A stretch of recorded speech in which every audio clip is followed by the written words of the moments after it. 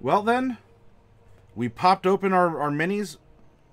If any of you want to sponsor, you know you always can. Though, why don't we get some character creation going in the meantime as well? And, we'll have some fun. That's what we do.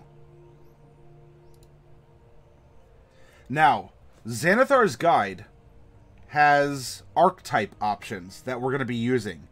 So, backgrounds, base classes, and races are going to be the same. Though we are going to have a bit of a handoff. Because tonight, later on, we are going to crack open the Sword Coast Adventurer's Guide in order to help explore the city of Waterdeep, in order to get a little thematic. And in so doing, I'll introduce you to some of the concepts that are in the SCAG, S-C-A-G, Sword Coast Adventurer's Guide, as there is good content in there as well. A lot of times I feel it might be overlooked. I mean, it does have a lot of maps, and if you're not a fan of Faerun, that's a lot of the content.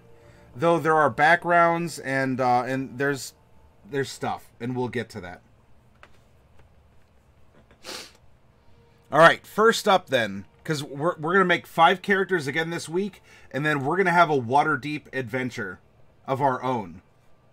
You know, to celebrate the Xanathars we cracked open, and the Dragon Heist adventure that has been recently put out.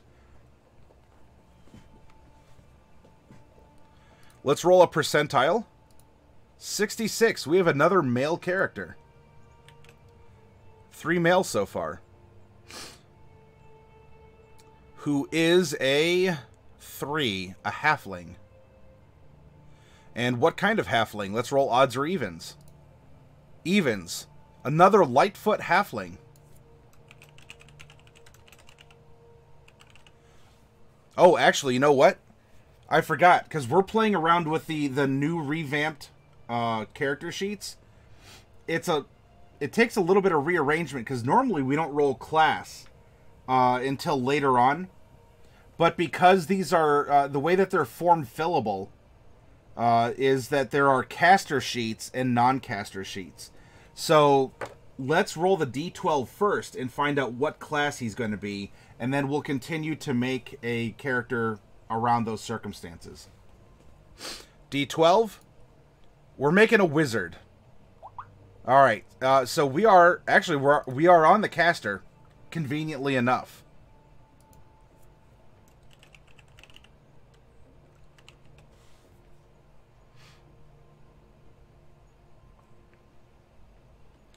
All right, so let's continue with what we're doing here. A male Lightfoot Halfling who is of the alignment. We're going to roll 2 percentiles. Another chaotic, evil Lightfoot Halfling. If you remember, Kirsch, our Gloomstalker Ranger, also chaotic evil.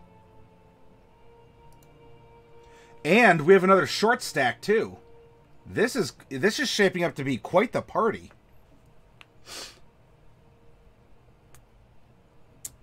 Okay, next up then. We may very well be, Derek.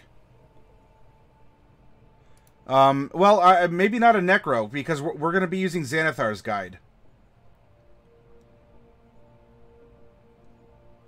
The level that he'll be is... let's see, 17 puts us at level 6. So he's going to get 1 stat bump at level 4, and let's see if it'll be a feat or not. At 62, no, it'll just be a stat bump. The Prime Evil Party, says Shlomo. That's an epic party name.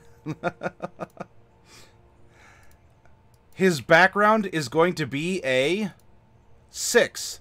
An artisan or a merchant.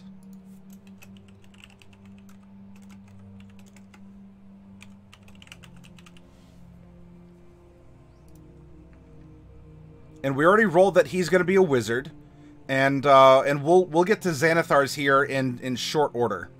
Oh, by the way, what kind of artisan or merchant? Let's roll a d20. 10. Dealing in whatever goods number 10 is. Also, hi Derek. Wave. Hope you've been well, brother.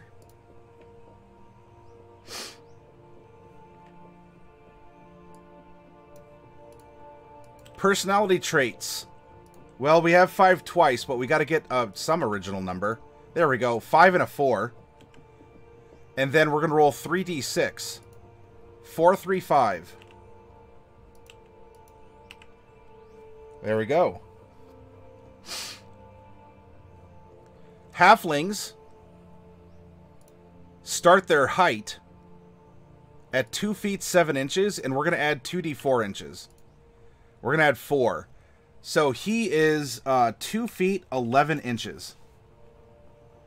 And then we're going to take that same 4, multiply it by 1, add it to 35. He is 39 pounds. And his age is, let's roll a percentile, 85. He is old. Now, old for halflings is, let's see, that's column 5. And then we take halflings over between 156 and 200. So that is a 45-sided die. 8. So 6, 7, 8, 9, 60, 61, 62, 63.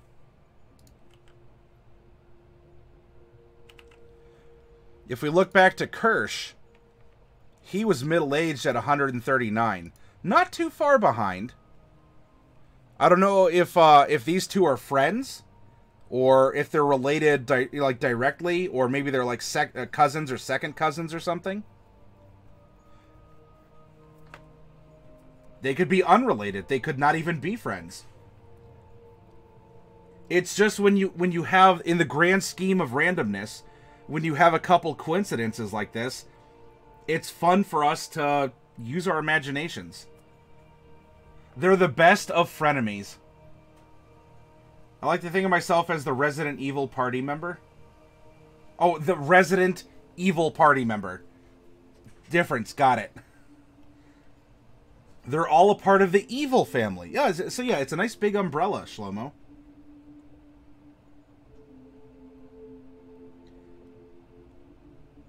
Yeah, Shlomo, if you want some advice on that, you can talk to Derek. Okay, we have finished with this. Let's bop over to Xanathar's. Wizards. So, war magic. Looks like that is our alternate wizard school.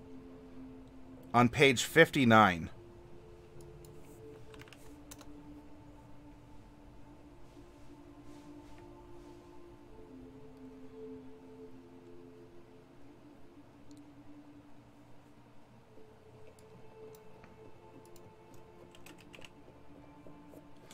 Only a select few people in the world are wielders of magic. Of all those, wizards stand at the pinnacle of the craft.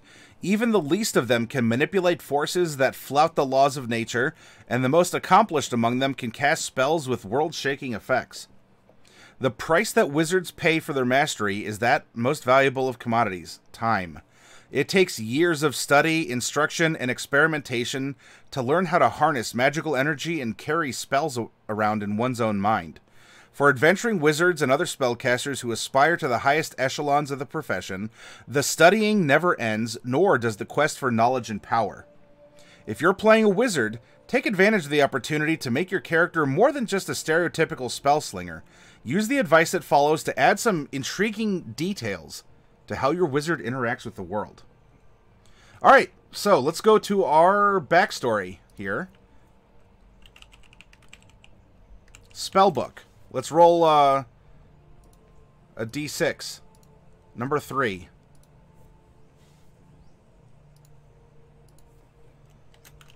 A battered tome filled with pictographs that only you can understand.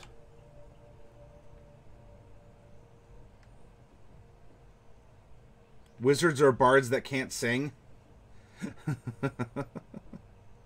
Yes, Resident Evil, Shlomo. Ambition, also a d6. 1. You will prove that the gods aren't as powerful as folk believe.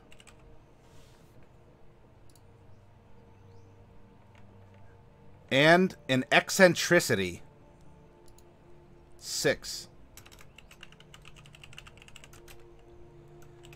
Your fashion sense and grooming, or more accurately, lack thereof, sometimes causes others to assume you are a beggar. Speaking of Resident Evil, so what we've made is kind of a halfling version of the merchant, it sounds like, in Resident Evil. Right? He'll mend your gear. And he looks poor and destitute, but that man gets a lot of money from you over the course of the game. Question: if you have a villain who follows their principles to a T, and in their head they're doing the right thing even if they're following an evil god, wouldn't they be lawful good? Spillheart, gotta remember your alignment is not just how the character sees itself, it's how the universe judges them. Shlomo says, bards can do everything. You can have a good character who follows Grumpsh, and have a wicked person that follows Paylor.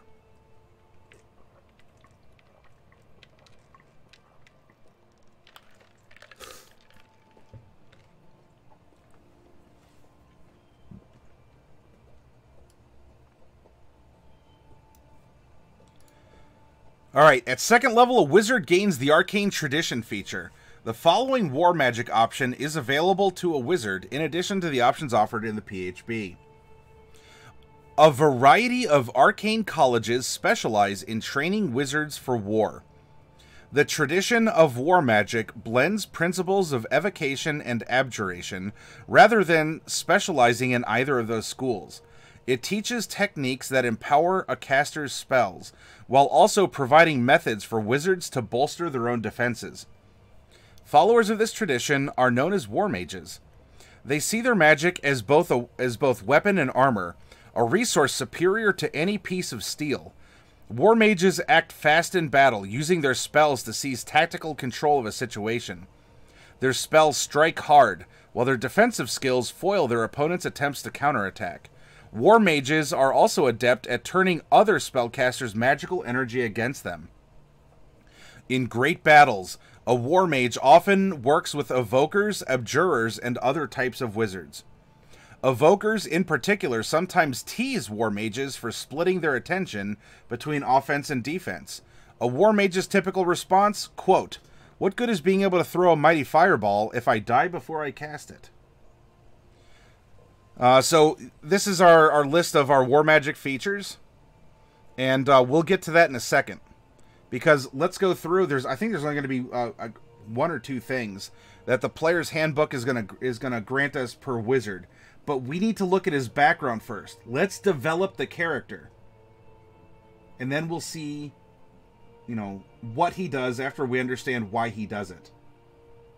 Hey, Delcorin.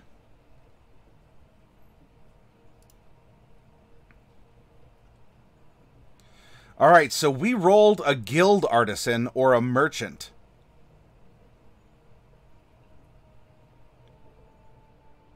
Skill proficiencies. Insight and persuasion.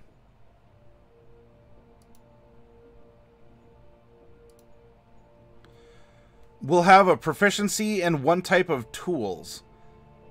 And that'll be probably for, what is 10? We rolled 10. Jewelers and Gemcutters. Ooh. Ooh.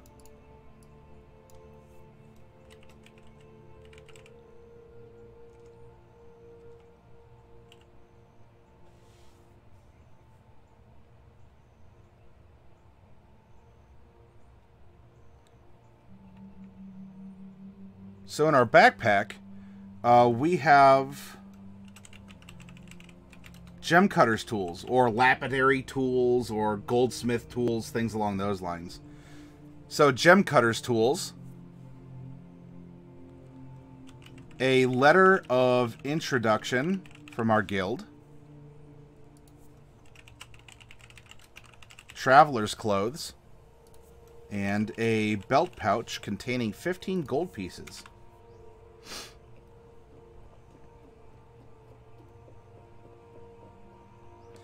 So our guild business is a jeweler or a gemcutter. And we can decide, do we want him to actually craft the jewels? Or is he more of a merchant of them? Delcorin says, I've been failing for so long, I forgot how it felt to succeed. Oh, jeez. Our character sounds more and more like a murder hobo. Let's find out. Let's look at his personality. Alright, his feature is guild membership. As an established and respected member of the guild, you can rely on certain benefits that membership provides. Your fellow guild members will provide you with lodging and food if necessary, and pay for your funeral if needed. In some cities and towns, a guild hall offers a central place to meet other members of your profession, which can be a good place to meet potential patrons, allies, or hirelings. Guilds often wield tremendous political power. If you are accused of a crime, your guild will support you if a good cause can be made for your innocence or the crime is justifiable. You can also gain access to powerful political figures through the guild, if you are a member in good standing.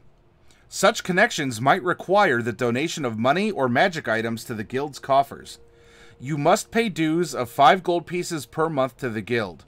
If you miss payments, you must make up back dues to remain in the guild's good graces. Spielhart says, now let me give you a dilemma. What if your world has no real gods and they're a figment of the imagination of the people of this world? Then how do you decide alignment? Look at alignment as the way your character expresses him or herself. Good tends to be more selfless. Evil tends to be more selfish. Lawful characters are more structured. Chaotic characters are more whimsical or impulsive.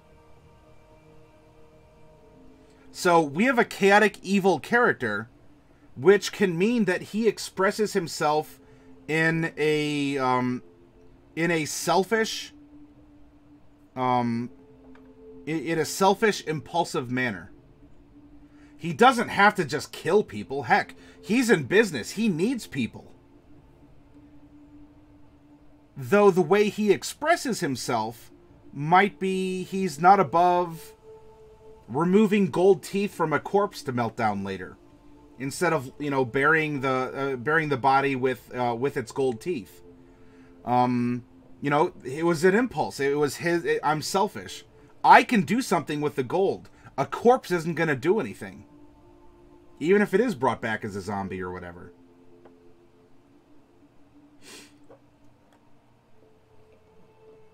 Ra's al Ghul will be a lawful good in that context, though, so be careful. Lawful good doesn't mean lawful nice.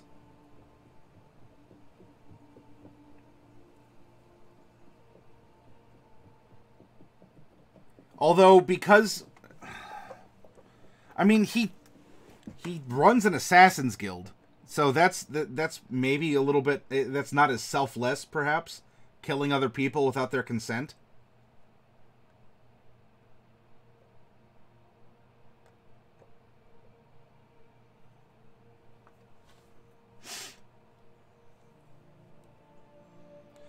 Okay, his personality traits. 5 and 4. I'm rude to people who lack my commitment to hard work and fair play. Of course, what is his opinion of what fair play is? And 4. I'm full of witty aphorisms and have a proverb for every occasion.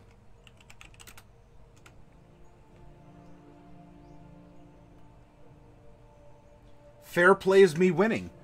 Or he could very well be a munchkin for the rules of the guild. And so he commits what we normally would call the munchkin fallacy. And the munchkin fallacy is as follows. I can because the rules don't say that I cannot. Does that make sense? So in other words, if you have a list of rules, he may abide by those rules, but his impulsive nature has him testing every microfracture between the letters for opportunity. So he will, you know, he will steal because the rules don't say he can't.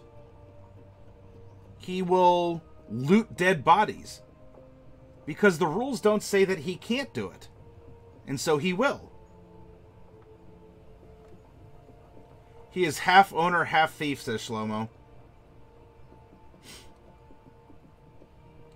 Hey, Santa! Welcome!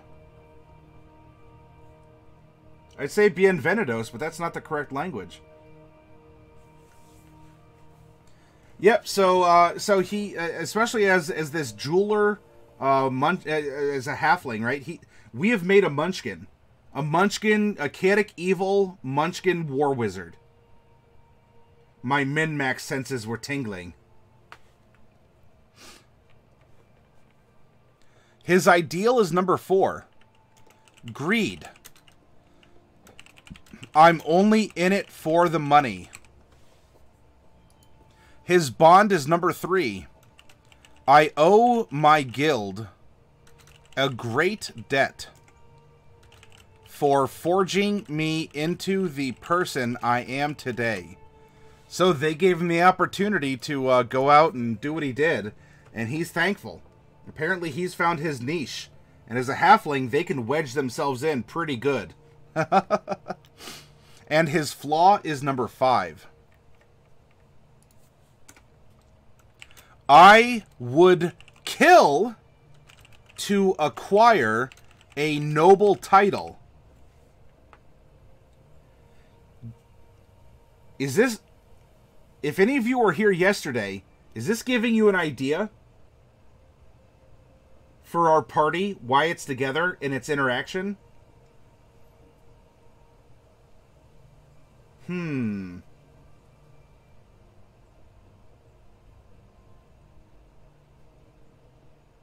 Santa says it's funny because I've got a chaotic neutral gnome war wizard. Oh, he's one step away, Santa.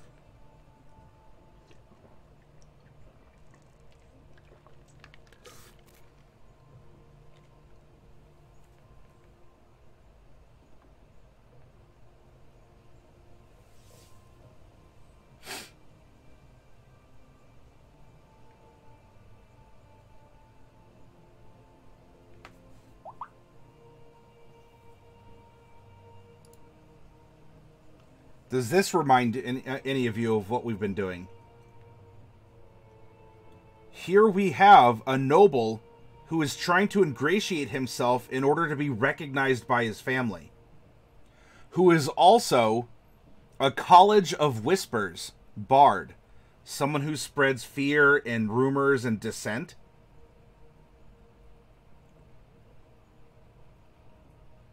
There could be opportunity to employ a war wizard who also wants a noble title when the noble himself is seeking such a thing.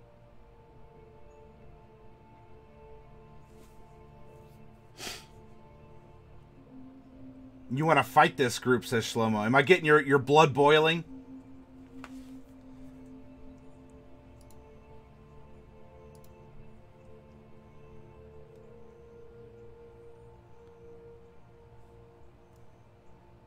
All right, I think now if you think differently, I think he's more than a merchant. I actually think he is an artisan. He actually is a jewel cutter or a lapidary, a goldsmith, whatever you want to call him.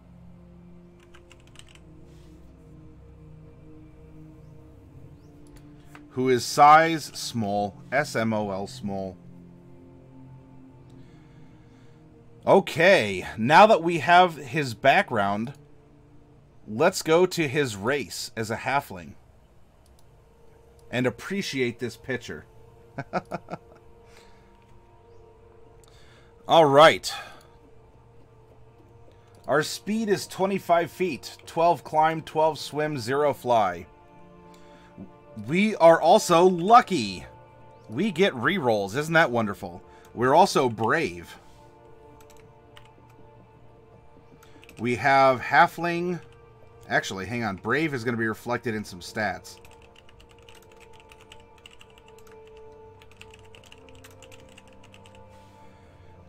Brave is advantage on saving throws versus being frightened.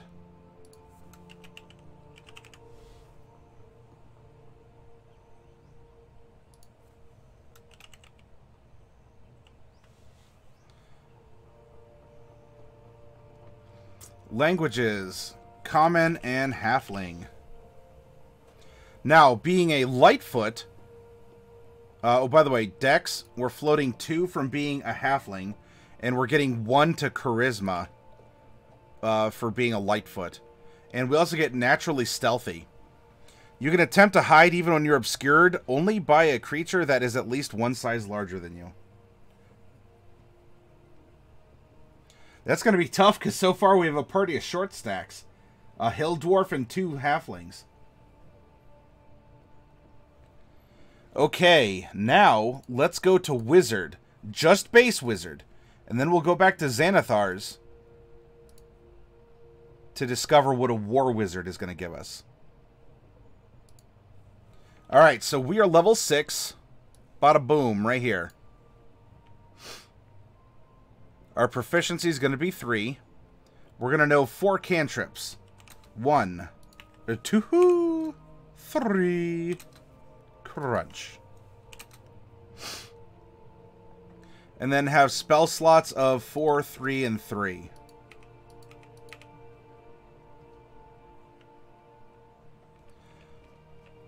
Whoops. We are... well, let's see. We have 6d6 hit die. Because we're a level 6 character, and our wizard is going to give us a hit die of d6s. Hey, Swifty, yeah, what's your other question? Feel free to ask. While we're making a character, this is still a conversation in an open workshop. Let's help you if we can. Someone give me an off-the-top-of-the-head idea for a... Is that Dark Souls 3? I guess it wouldn't be Diablo 3. I don't know enough about the game, Spillheart, so unfortunately I can't be the one to contribute. No armor proficiencies. Weapon proficiencies. Daggers, darts, slings. We could just kind of put as per wizard.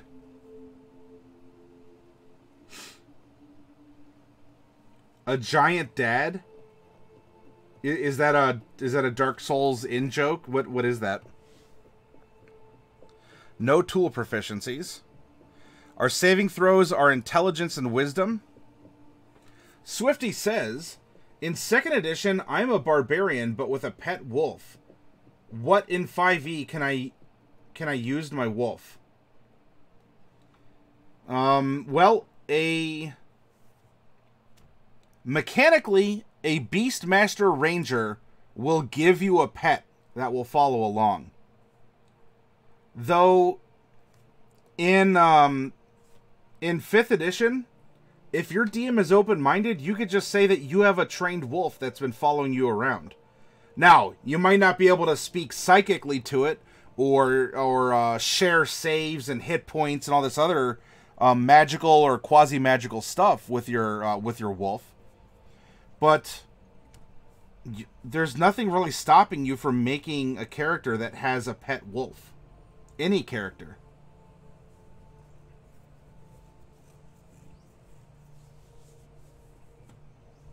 But if you want to go by mechanics, then there's a Beastmaster Ranger you could take. You might be able to go a Druid and take Charm Animal if you want to do something magically. Of course, a Hunter Ranger can also charm animals to follow them, or like cast Animal Friendship also. A Nature Druid might be able to cast that spell, and a Bard. A Bard can get that spell because they can borrow spells from other classes. So I hope that helps you, Swifty Healers. You can, as long as the DM approves it. And you realize that, you know, it's not a part of your class. It would be a wolf out of the monster manual, unless your DM says otherwise. But there's nothing that really stops you from having a pet wolf.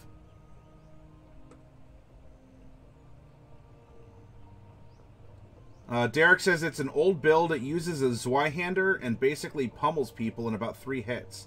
And the 3rd hit is almost guaranteed due to stunning the opponent on the 2nd hit. Oh, wow. Wombo combo. That's from Dark Souls 1 days. Golden says, I created a D&D character with inspiration from the Praise the Sun guy and Escanor from 7 Deadly Sins. I have not watched that, so unfortunately, woo, over my head. Spillheart, I think I know what I'm going to do. What are you going to do, Spillheart? Dark Wolf says, take Urchin background and replace your mouse with a wolf pup. Possible. A background would allow for some sort of a small pet. Bards can awaken animals too without stealing from other classes. Oh, yeah, they can cast the awaken spell. And druids can do that too. Yeah, well, but you said without stealing. Yeah, bards would get it. A spear-wielding cleric.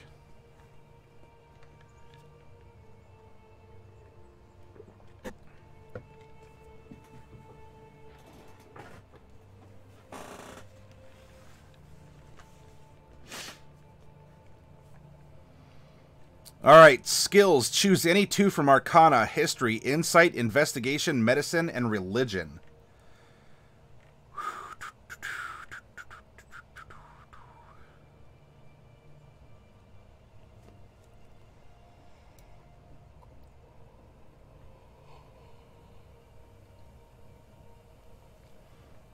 You will prove that the gods aren't as powerful as folk believe. Your fashion sense and grooming, battered tome filled with pictographs that only you can understand. I'm rude to people who lack my commitment to hard work and fair play. Probably Arcana and Religion, it sounds like.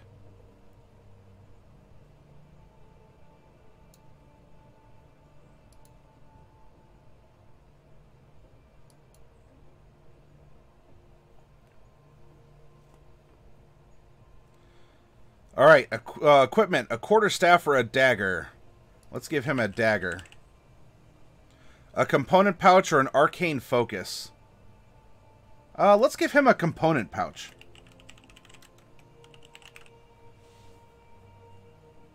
There's not necessarily a difference between the two. So it would come down to maybe as an expression of his personality. Especially if he looks disheveled, he probably has pockets filled with all kinds of things.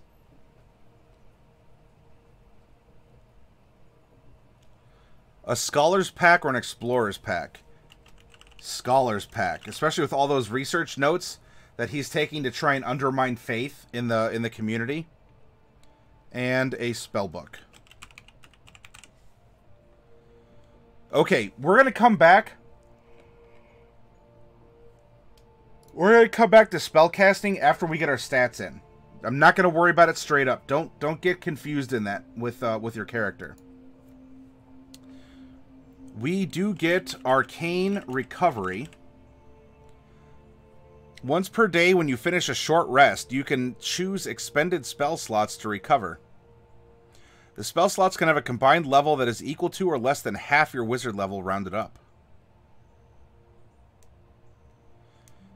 And then we're going to have our Arcane Tradition, but we're going to reference Xanathars for that. And so really, as per Wizard, the next thing we would get would be level 18, so we're not even going to worry about that. So now let's pop over to Xanathars and find out what our Wizard School of War is going to give us. We are going to get Arcane Deflection. You've learned to weave your magic to fortify yourself against harm. When you're hit by an attack or you fail a saving throw, you can use your reaction to gain a +2 bonus to your AC against that attack or a +4 bonus to that saving throw. When you use this feature, you can't cast spells or other cantrips until the end of your next turn. We also get Tactical Wit.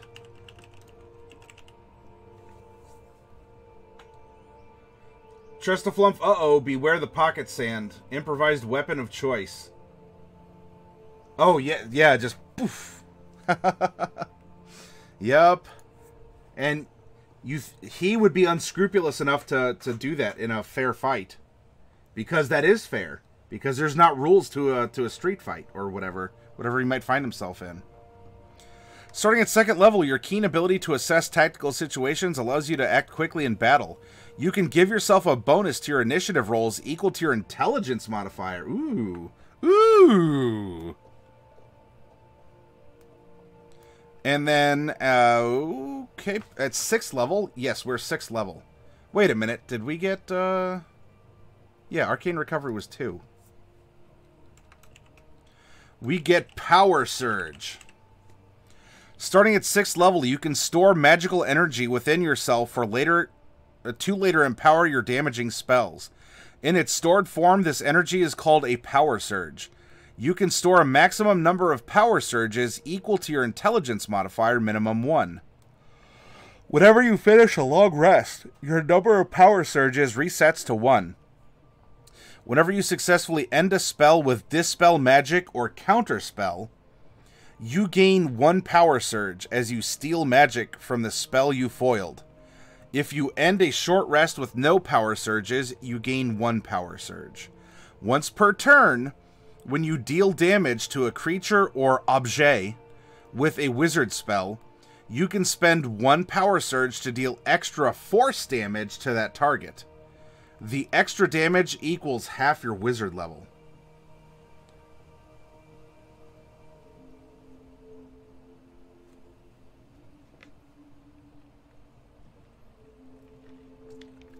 The little note from Xanathar up here.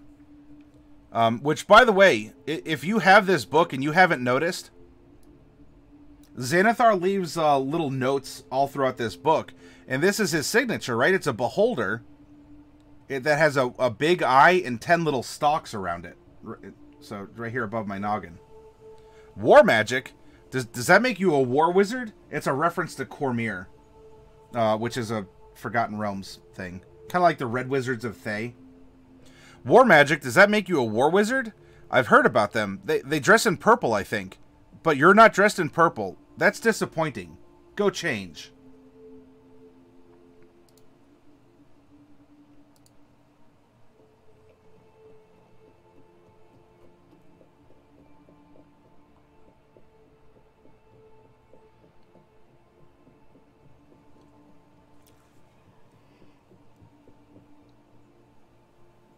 Dark Wolf, one of my players bought 6 bags of sand to throw at people. Uh-oh, Dark Wolf, don't look. Don't look at that.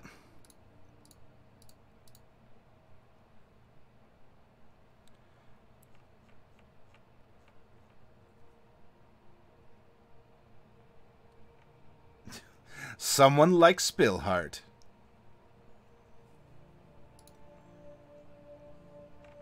Alright, now that we have this information... Oh, we have 0 dark vision, by the way. Especially you, she says. Let's reference our standard array and start playing around with our numbers. Right? We have our chassis. Let's drop the engine in this bad boy. Intelligence, I think, for him is going to be very important. You know, I'm almost getting a vibe that he's kind of like the Sicilian from Princess Bride. I don't know. Does he seem like that to you at all? Anyway, intelligence should go up. He's probably not too physical. Shlomo says yes.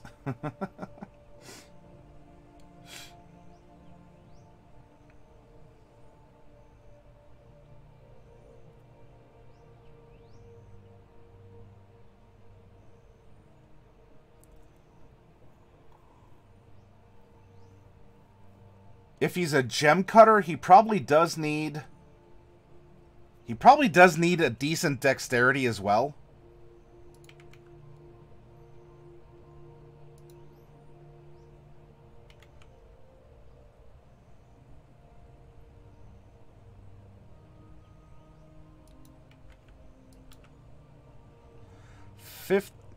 Nope, that should be up here. 15, 14, 13, 12...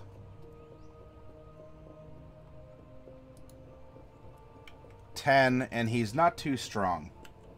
An 8. So now we drop our dex in here to bring our to bring that up. We'll put our charisma up to 14 from our Lightfoot. So that is going to give us intelligence. You know what? Let's just drop his 1 stat bump into intelligence and make him even more of a smarty pants. If you think it should be different, let me know. As this stands, this is a -1.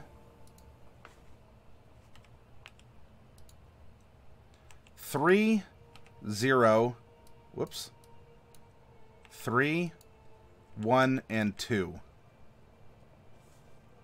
I feel like wisdom should be second best. Sure. Why is that, Shlomo? We can put wisdom as second best if you'd like. Is it because of his insight? You think that should be better, or that his perception and his other kind of survival mechanics for making it on his own and scrounging should be higher? Does gem cutting actually do anything? It's a profession. So he can make money doing it, and it might lead into some other circumstances and scenarios. Especially because he's a guild member that's a gem cutter as well. And so his affiliation with the guild can do a lot of things, especially because he would kill someone to be a noble. And who buys jewels? Okay, so what we can do... So this was a 14, right? Let's put our 14 down in here, and let's put our 12 up here. Because that was 2, right? So then that would go to 14. And that would go to 14. Does that seem better for you, Shlomo?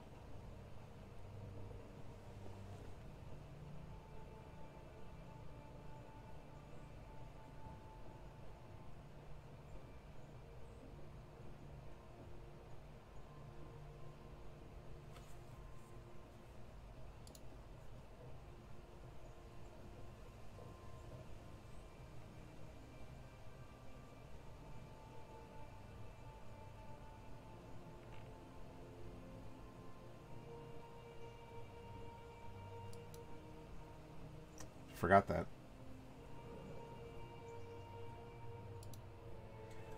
It's fine. I think it makes sense. I'm happy with this, Shlomo.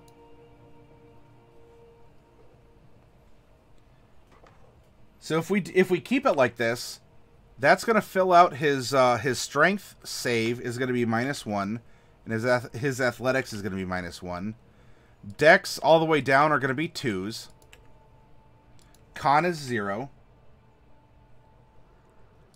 Now, his intelligence save has proficiency, so 3 and 3 is 6. Arcana 6, Religion 6. And the others are going to be 3. Wisdom proficiency is 5, so saving throw and insight. Everything else is going to be a 2. And then charisma are 2s down the line until we get to persuasion, which is a 5. Darkwolf says, Spillhard, it was great, keep it up, and you just might become the villain power couple you always wanted. Wait, he will singularly become a power couple? How does that work? Are you talking about his owlbear also?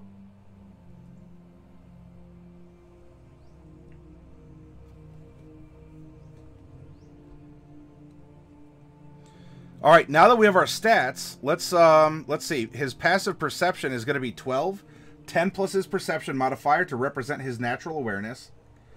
Oh, you and Tiamat. Gotcha, Spillheart. Well, I think your owlbear might get jealous. Hashtag just saying.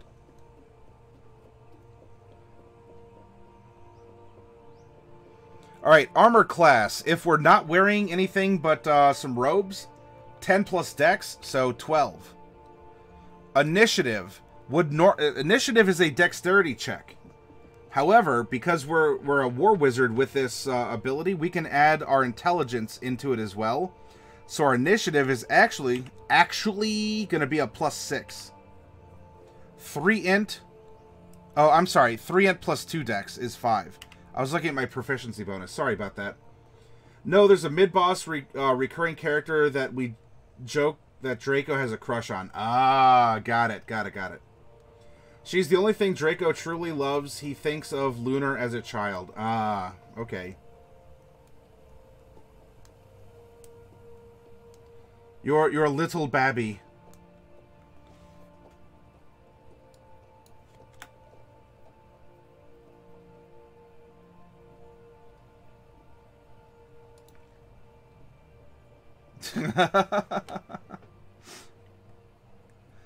Alright, current hit points. At level 1, you get your maximum hit points based on your class's hit die, so 6. For all the other levels, all 5 other levels, half plus 1, so 4. Half of 6 is 3, plus 1 is 4. Then for all levels, all 6 of them,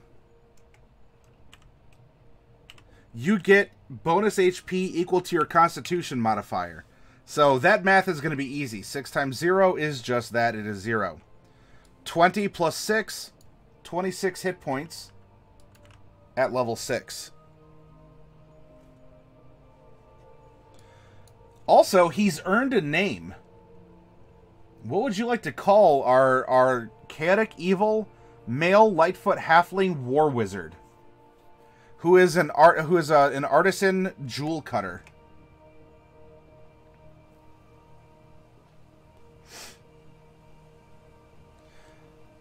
Let's see. For our spell ability, it is based off of intelligence. So to attack, it is going to be 3 plus proficiency, so plus 6. And then to calculate your difficulty class, it's 8 plus whatever your attack is. So in this case, to resist his spells, it would take a 14.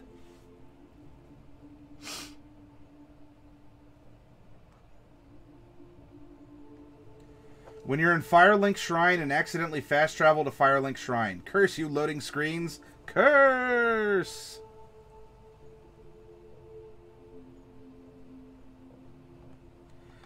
Golden wants to name him Bob. Broplier wants to call him the Builder.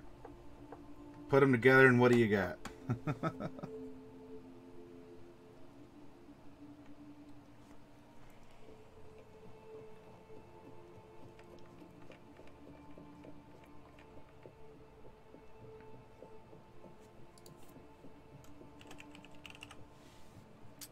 Wizard with 4 cantrips. 1, 2, 3, and 4.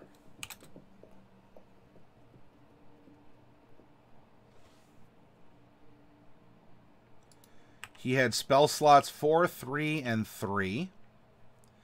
And when we go back to the player's handbook now, at first level, you have a spellbook containing 6 first-level wizard spells of your choice.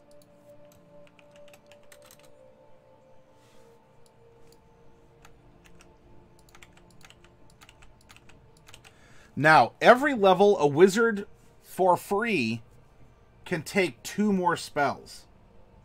And you can always go lower, but you can still, you can take them as slots open up as well. Wizards are also interesting because you can learn new spells. You can purchase them, find an old spell book to decipher, and add a couple new spells that way. So you have unlimited potential. It's just you don't get all the spells like a cleric or a druid or a paladin does all at once. You have to earn them, but there's a lot of spells out there that you can end up taking. So when we look at our spell progression, right? At level 2, here's our 2 spells. And we can't take them higher because we don't have second level spell slots yet. Then at level 3, now if you wanted to split it and put a level 3 here and a level 3 here, you can do that. If we're going to write it out, I'm going to show you that sort of extreme. And under the presumption that we are not purchasing extra spells. So there's a 4/4.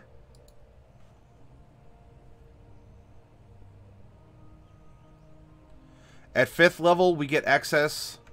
So 5/5 and 6/6.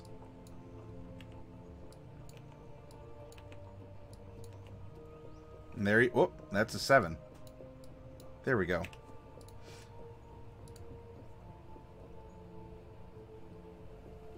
Oh, look at that, Shlomo. You disabled the alarm.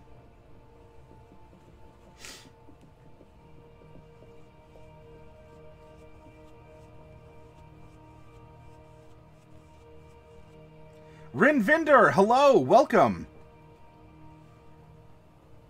Welcome aboard, Rin. And I recommend, even with Rangers and other classes too, indicate at what level you get a spell. Write down if you bought it from an NPC or learned it at a particular church or something along those lines. Write down the details, not just of what the spell is. You can print spell cards. That's the easy part. But where did you get it? Why? Did it cost anything? Did it come with any special considerations? Your spell book, especially as a wizard, it's a journal. It's a diary of your activity. It's your notes. It's your research. It talks about who you are and what you do, your methodology, your unique way of thinking. So be flavorful as a wizard with your spell book. You know, make a note. If you ended up buying, if you're playing this character and you ended up buying a spell from another wizard, you know, you can even grumble and say, oh, that wizard has a stupid face, and he charged, you know, twice as much as he should have normally. All I wanted was this spell, and he knew I was in a bind. Maybe I'll take care of this the next time I see him alone. ...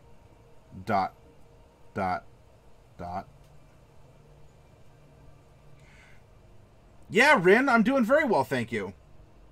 It only cost my soul and a half. It only cost my soul and half an orphanage, Rin. Yeah, so Rin, we have made our third Xanathar's archetype character. We have another chaotic evil Lightfoot Halfling. The one we made yesterday was a Gloomstalker Ranger. The one tonight is a War Wizard. And our first character is a Hill Dwarf. So we have a party of short stacks with not the best of... maybe not the best of intentions. Chaotic good, Hill Dwarf, 2 chaotic evil halflings. Wizards are my bread and butter, says Rin. Well then, hopefully what I talked about wizards resounds with you, and you can confirm if there are newer players or people who've never played a wizard before. You know, things to consider about your spell book, right? In fact, Xanathar's even gives you a couple things to consider, right? Your spell book. His is a battered tome filled with pictographs that only you can understand. You will prove that the gods aren't as powerful as folk believe, and your fashion sense and grooming, or more accurately that lack thereof, sometimes causes others to assume you're a beggar. It may not be the best of intent. That's right. They'll get the job done. Bro Plier is a chicken wizard. It is true.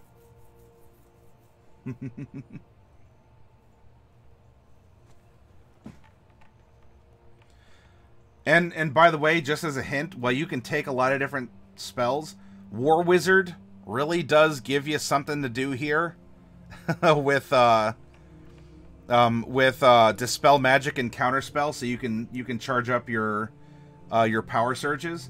So I would recommend, when you can, take those spells. It's always helpful to think of who your wizard is and how that and yeah, exactly. Your spell book isn't just a block print, mass produced textbook. It probably has a lot of bread and butter, you know, magical scrawlings in it. At least along the basic spells. But ultimately, it's how you think. It's a reflection of how you think. And the languages you speak. And do you use pictograms or letters or something else? Make it your own. Don't just call it a spell book and have it be a mechanical way for you to cast spells. Make it a part of your character.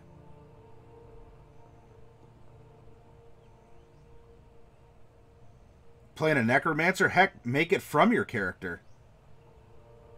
Have your spell book be a part of you. You know, it was penned in your blood, and it uses your hair and skin for binding and whatever. You know, you're willing to sacrifice of yourself for your grimoire or your spell book. How about that, huh? You want to talk about something personal? Something empowering? You could even be a good necromancer. Just because you choose to skin yourself and regrow your skin by visiting a healer doesn't mean you're a bad person. But you want to talk about an intimate connection, or especially a spell book other people might not want to hold on to? There you go. Yeah, exactly. Scribble notes with your dead party member's blood. You know, you just take your quill and you just kind of, you know, lick the tip, pip, pip. You know, you dip it into the wound and you start scrolling. Ren, I did just that. Oh my, alright, there we go then. My favorite part of making the spellbook was not only using a cipher, but also was rigged with a number of traps. Ah, yes. And you know, if any of you want inspiration for this sort of stuff, look at the covers of 3rd edition books. Like official printed from Wizards 3rd edition books. And look at the cool stuff that you might want to do with your copy of your spellbook. It's what Jade did. Yes, that's true. Have your spellbook be your patron and multi-class into Warlock. That sounds kind of like a setup in Nier, right? With Grimoire Vice.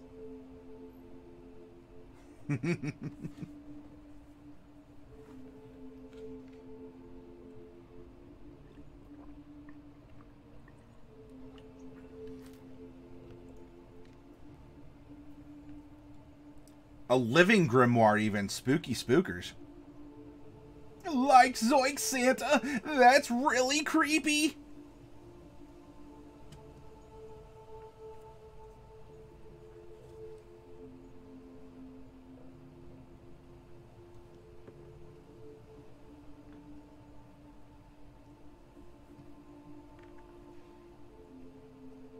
All right. Well, you know what, everyone? Oh, snap. You know, everyone, Mr. Plunderloot, I presume wants a box, but a box of what? And Mr. Plunderloot, you could have put a cool text-to-speech in there, too.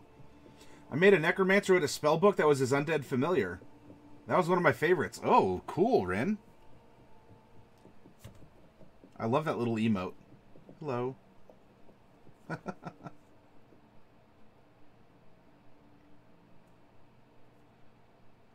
A monster menagerie? Speaking of spooky, scary skeletons here, Plunderloot is sponsoring a monster menagerie. Alrighty. Alrighty. Let's see.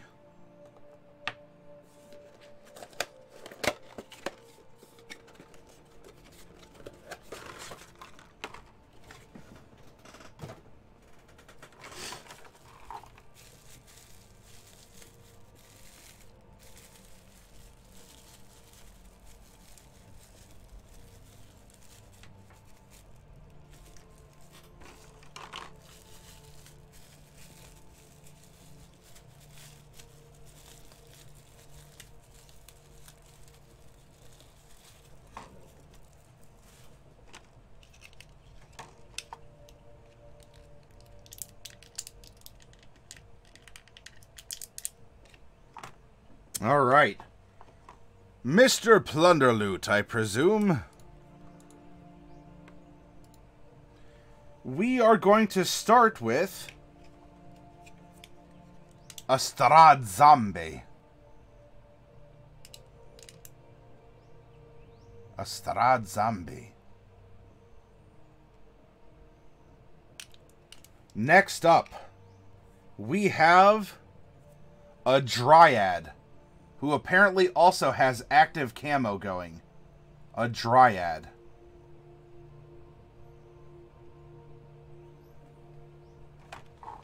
After that, Plunder Loot, we have a Satyr.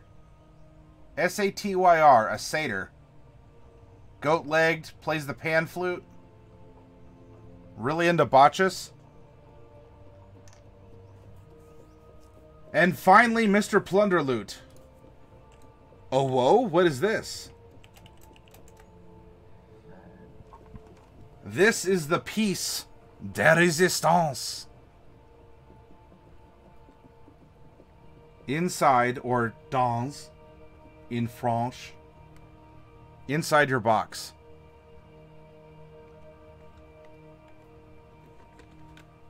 A centaur. You, besides the zombie, you had a very Fae-themed box. A centaur, a dryad, and a satyr. That sounds like a beginning of a joke.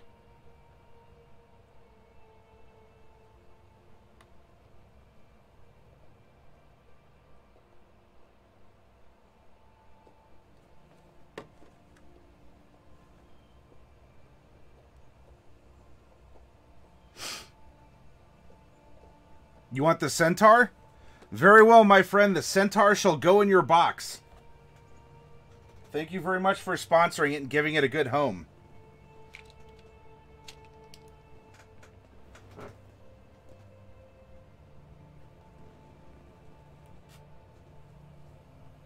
The Mimic and Bullet, one look. Yeah, they do, Santa.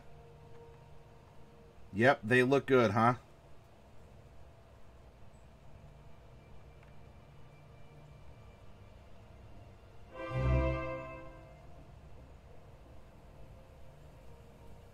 Oh, for $5.50, what are you picking up, Plunder Loot? I presume the 50 cents is for an additional mini. Oh, and a Dragon Cult Enforcer? Sure.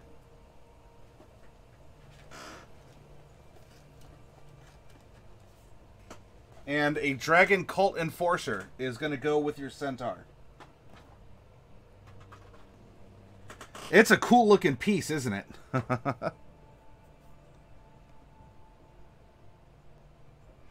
By the way, I would like to say that if you saw the title if any of you do look, don't spoil the story for yourself. In tonight's Curse of Strahd game, there are 3 PCs left inside of Castle Ravenloft. Getting kind of spooky.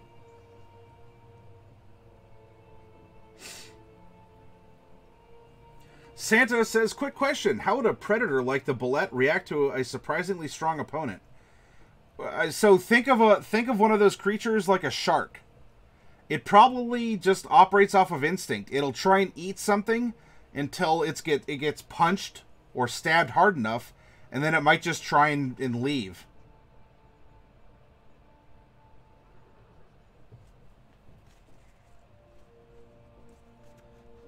And suddenly, adventures break out.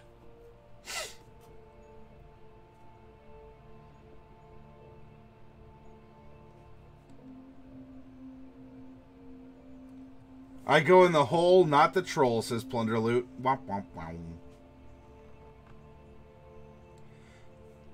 Yeah, you're very welcome, Santa. Just treat it like a predator, right? It'll hunt its food. It'll try and eat it, and if it can't, it'll probably try and retreat. Broplier got a 14 on your tomb. Yeah, disadvantage 8. Well, 8 plus 4 is 12. So you got a 12. You got a 12 on your tomb, and you needed a 15 for your skeleton, Broplier.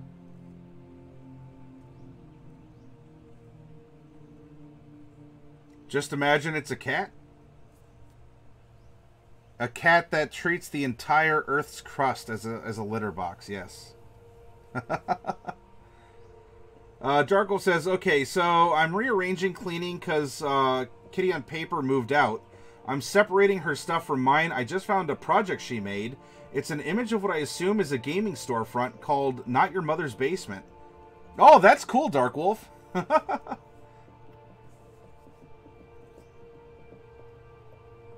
It plays with its food, and if it fights back too hard, it retreats. Oh, yeah, so plunder... Yeah, Santa. So make your bullet... play with its food a little bit first, right? By 3 PCs left in your Strahd game, did a player leave? We're talking about PCs have succumbed to the forces inside of Castle Ravenloft. And there are currently 3 PCs still going by their own volition and life forces. By their own energy.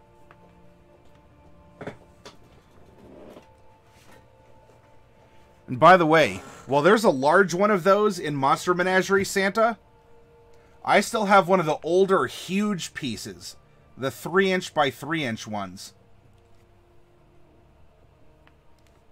Rah. You know, it kind of looks like one of those Ahego faces, doesn't it?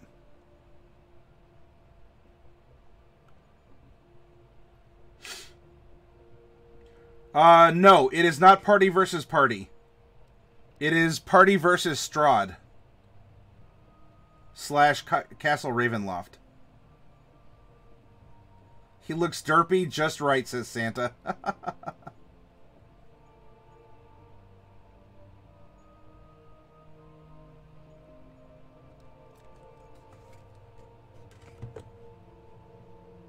I also have this this armored Gulvarg.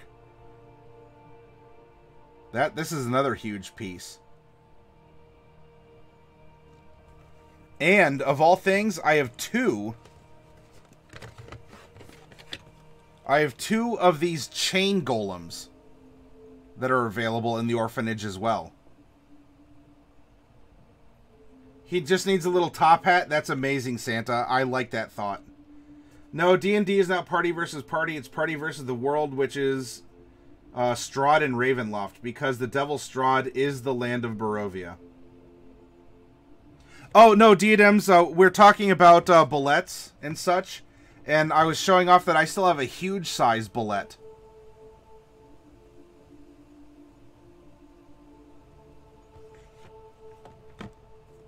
And this armored Gulvarg. Yeah. Wow.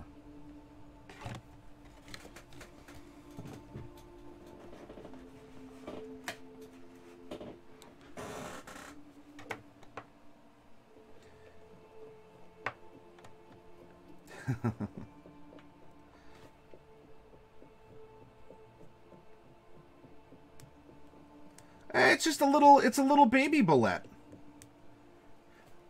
Diadems, feed it plenty of player characters, and it'll grow up to be really big too. But once a player becomes the world and stops being treated as a PC, how does that work? Yeah, Plunder... Oh, by the way, yeah, Diadems, Plunderloot did pull a Centaur, and then picked up a Cult of the Dragon Enforcer on the side. Buy it and have the Papa Bullet. Players do not become the world.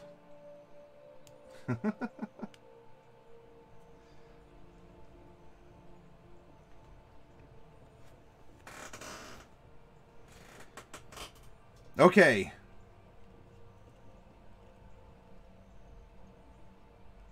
It's fine, Santa. I'm gonna get up and take a refresher here. My pitcher of water is near the bottom. So, why don't we take about a 10-minute break, and when we come back, let's explore the setting of Waterdeep, okay?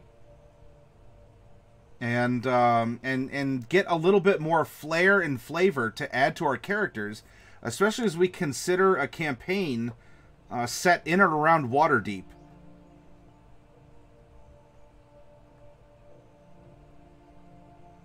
Spoilers, what happens? It could possibly ruin it for people that have not yet enjoyed Curse of Strahd.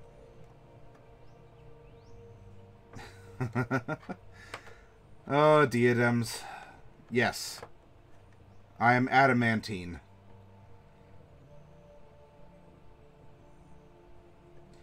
You've run games in Waterdeep for 15 years? Well, Rin? I don't know, Rin. If you would like to even hop in voice, you're welcome to add your flavor and your opinion to Waterdeep. You know, things to consider if we're going to use it as a setting, and delve into it a bit if you'd like.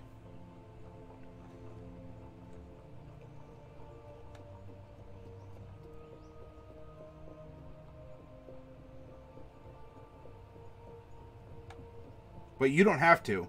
Otherwise, I'll present information that's in the Sword Coast Adventurers Guide. Yeah, I'm sorry, Vin. Yeah, or Rin. Yeah, that's fine. I'm gonna take a 10-minute break, and then if you want, we can hop over into the workshop, and we can talk Waterdeep.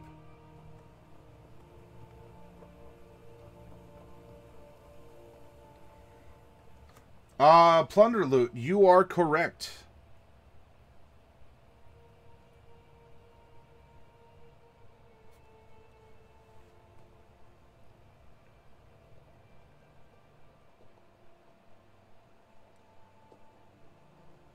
Yeah, go ahead, Derek.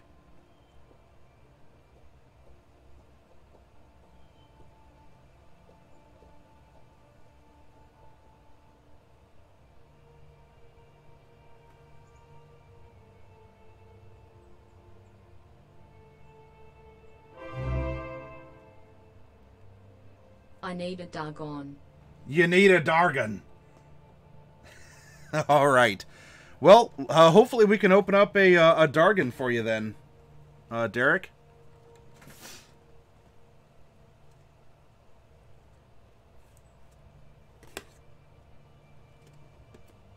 I need a Dargon.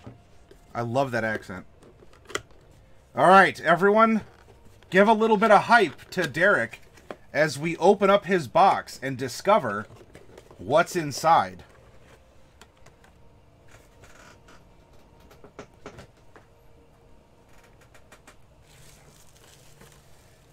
Oh, there's some bubble wrap, all right. Let's see what else there is aside from bubble wrap.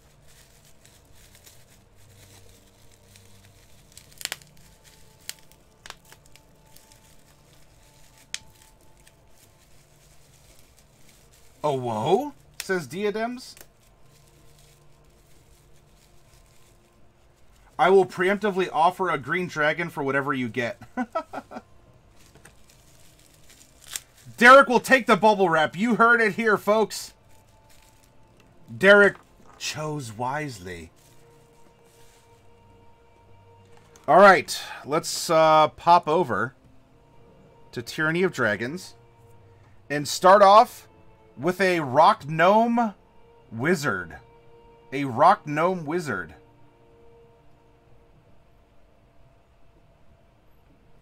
Bubble wrap is best wrap. Next up, we have a Hobgoblin Fighter. For when you just have to control your goblin troops.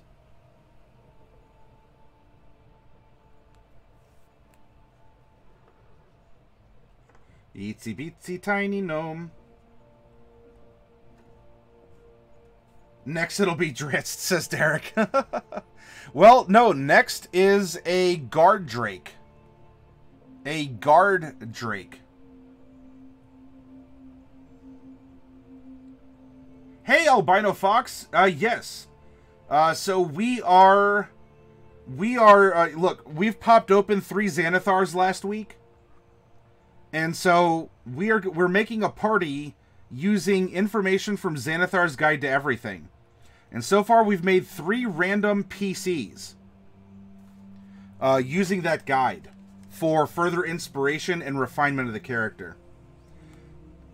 All right, Derek, your last pull out of the box is a blue dragon. A blue dragon.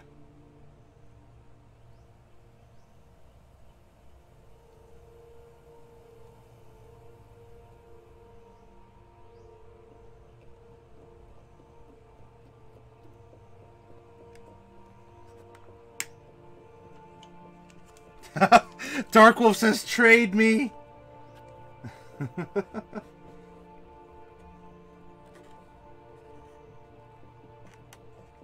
You'll trade Darkwolf? What are you trading? Are you trading Darkwolf for green?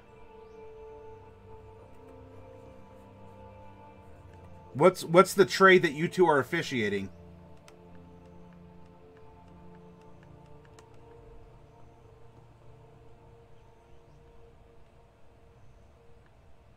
A green for blue. Green, I promise it's green, is going to Derek. Blue, it is blue, is going to Darkwolf. You've traded Pokemon successfully. Congratulations.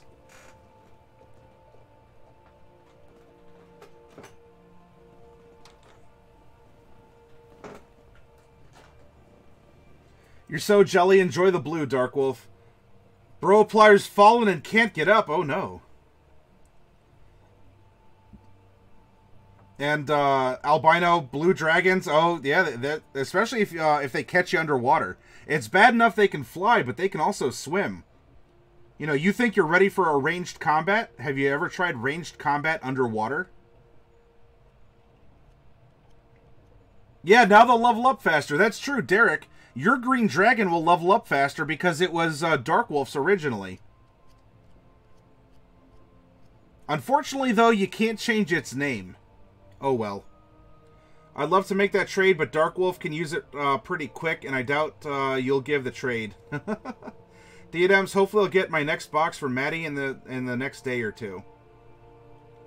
Yeah, your one from last week, I imagine. I think it's about it is a weekish turnaround.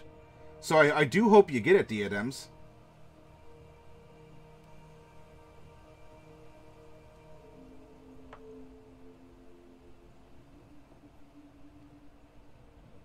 Screw the police, change its name anyway. But Spillheart, you'd be hacking the game. You can't hack D&D. Albino Fox, I made a PC race out of Knowles, -1 int and charisma, and +1 whiz and strength. And no other bonuses except for unarmed 1d4 slash to keep it balanced. I don't know, that seems kind of, it seems a little weak to me, Albino. Someday I hope to get the Blackened Shadow, but I don't hold my breath. Spillheart, you can. It's called bribing the DM.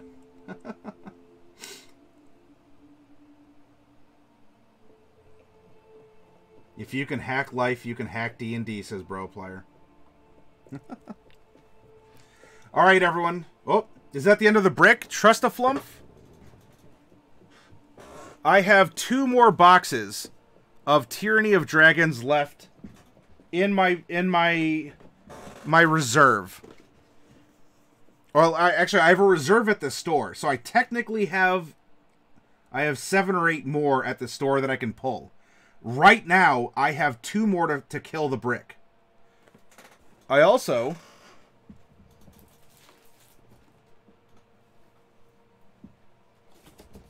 come here.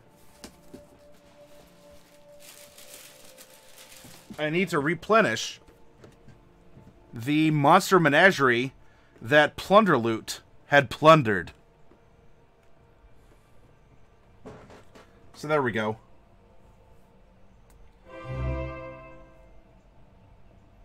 Gimme a Dargon. Gimme a Dargon.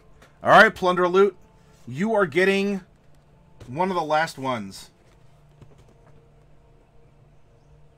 Can't really not do that. I made a Hexblade Warlock out of the Knoll. Ooh, interesting. Was the patron a fiend, and so you're like a Hexblade of Yinogu, Albino? Could give a little survival proficiency. Oh, yeah, something like that. Something like that.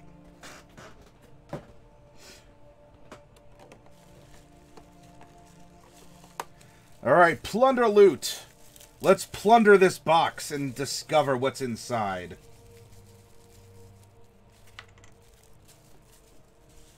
How much loot could Plunder Loot loot if Plunder Loot could loot loot?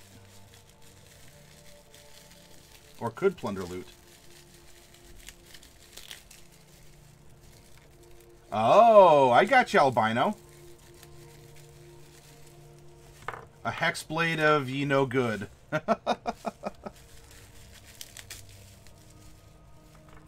So what did the patron end up being?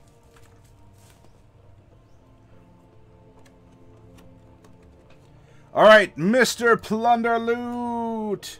We are going to begin with a Kobold Fighter. A Kobold Fighter. There we go. There he is. A Kobold Fighter.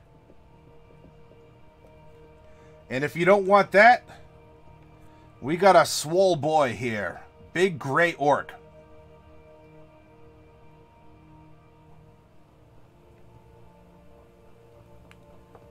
After that, we have a doppelganger. A doppelganger.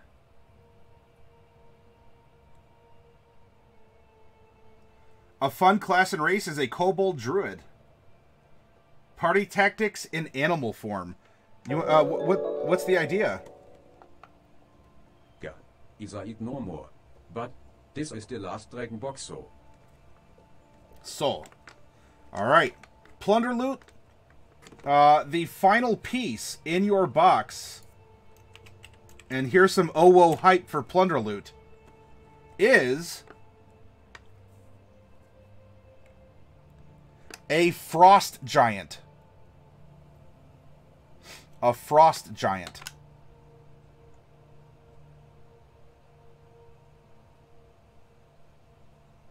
Hey, Cake Boss. Have someone have weapon proficiency kobold, throw me, and I turn into an Allosaurus. Plunder loot, you want the frost giant then.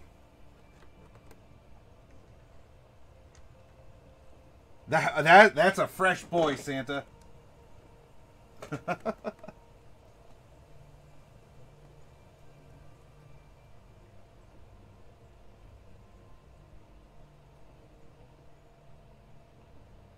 You want the frosty? Got it.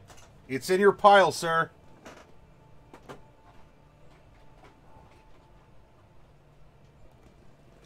And then there was Trust-a-Flump. Trust-a-Flump is gonna kill my intrinsic stock of Tyranny of Dragons.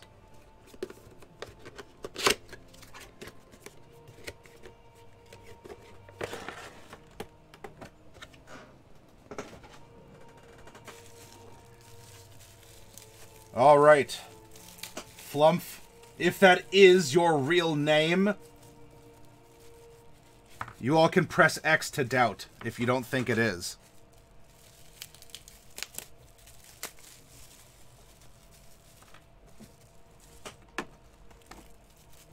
But then again, why aren't you trusting the Flump? Oh no, the vote of confidence is in, and it doesn't seem to be too confident.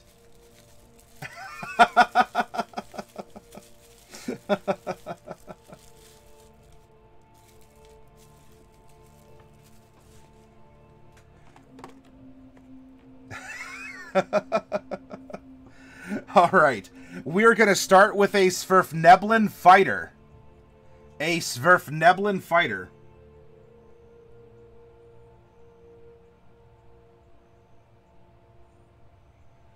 Derek can't spam the X button enough. Next up is a human Zentarim Bandit. A human Zentarim Bandit. Next up is Orog, Orc Fighter. This guy is big. My index finger for comparison. This is a big orc. Yes, a Svirfneblin sounds like a sneeze in humanoid form. And finally, Trust-a-Flump. You're so mean, you killed my brick. And What better way to haunt you for the rest of your days than by a shadow black dragon? You are a meanie pants. Even though flumps don't wear pants, I suppose they could. That would be interesting.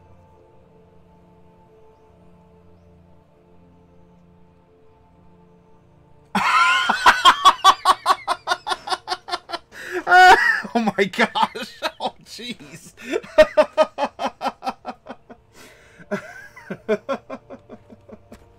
No, Derek. Don't do it, man. Don't do it. Don't do it. I'm holding you back, brother. I'm holding you back. Don't...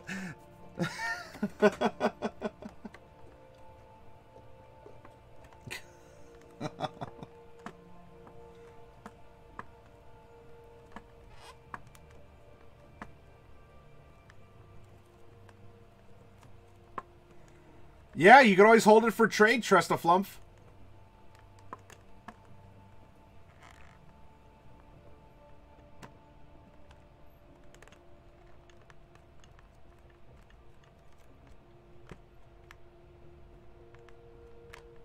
Yeah, come on, Derek. Don't log.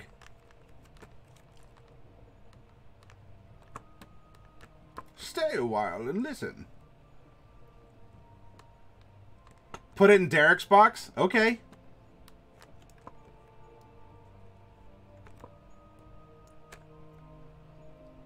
Derek is poking fighter tournament.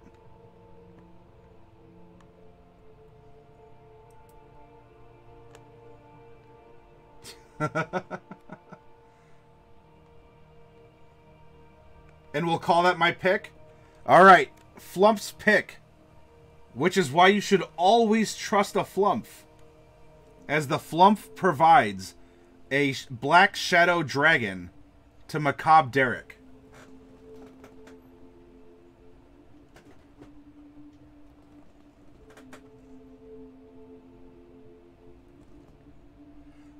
Derek, you also have an invisible stalker in your box. Yes.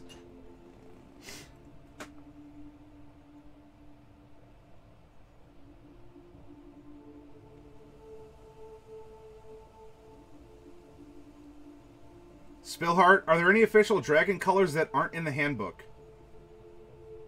In the core monster manual, there. Well, I mean, yeah. If you go outside of that, there are.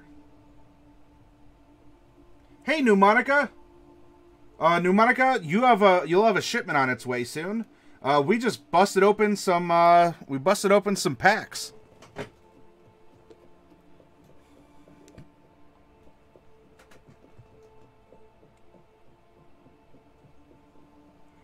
You stole all of Pete's luck for this.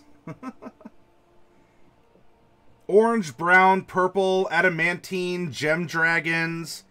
Yeah. Yep, there was a cobalt dragons, things like that. I actually used a lot of the off colors in one of my campaigns when things were coming to quite an interesting conclusion for the campaign. Yeah, gray. Yeah. Bro pliers, tired and sad. Derek says, put the invisible stalker in Trust the Flump's box. I don't leave boons hanging. Nah, Mac, it's all good. This is called justice.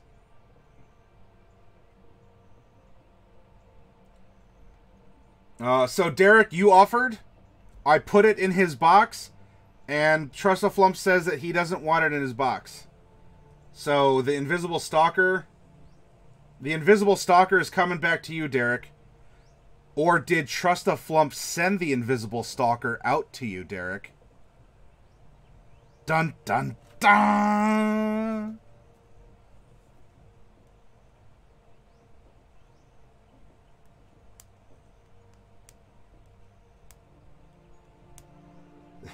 And this is why Derek was right the whole time. You never trust a Flump. Because he sent an invisible stalker to Macabre Derek.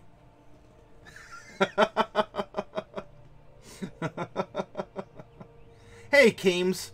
Good morning to you. Sorry I missed your good morning a little further up.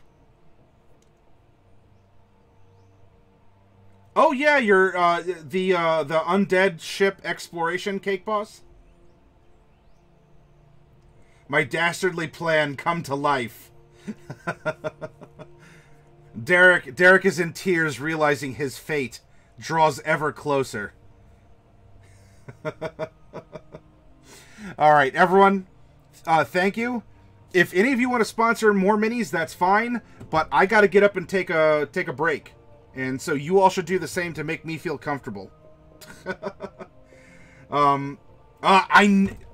That was gonna happen, Cake Boss. You had a good start, and your players are gonna ask a lot of questions. So I'm glad it did. All right, so I will return in a little bit. Be well, and I'll see you in about 10 minutes, everyone.